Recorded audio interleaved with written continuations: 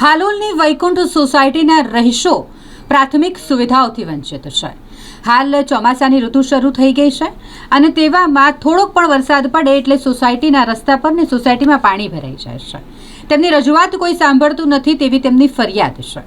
વારંવારની લેખિત અને મૌખિક રજૂઆત છતાં તંત્ર કોઈ પ્રકારનું ધ્યાન નથી આપતું ને આખરે તેમણે મીડિયાનો સહારો લીધો છે પોતાની સમસ્યા રજૂ કરવા માટે, સમસ્યાનું નિવારણ લાવવા માટે. હાલોલની આ વૈકુંઠ સોસાયટીના રહીશો છેલ્લા ઘણા સમયથી આ સમસ્યાઓથી પરેશાન છે.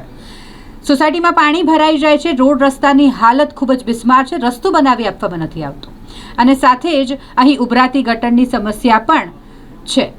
આટલા લાંબા સમયથી આ બધી જ સમસ્યાનો સામનો કરી રહેલા લોકો વારંવાર રજૂઆત કરી ચૂક્યા છે, પરંતુ તેમની રજૂઆત તંત્રમાં બેઠેલા અધિકારીઓ અને સત્તાધીશો નથી સાંભળતા, એટલે તેઓએ તંત્ર પ્રત્યે રોષ વ્યક્ત કર્યો છે. હાલોલ વૈકુંઠ સોસાયટીની અંદર રોડ રસ્તા એટલા ખરાબ છે કે લોકો બધા ઉંમરલાયક લોકો ચાલી શકતા નહીં, ગાડી આવી શકતી નહીં અંદર, એટલા ઊંડા ઊંડા ખાડાઓ છે. એટલે નગરપાલિકા હાલોલ દ્વારા કોઈ ધ્યાન લેતા નથી. અગાઉ અમે લોકોએ લેખિતની અંદર બધો અરજી આપેલી, તો તોય છતાંય એ લોકો કોઈ ધ્યાને લેતા નથી.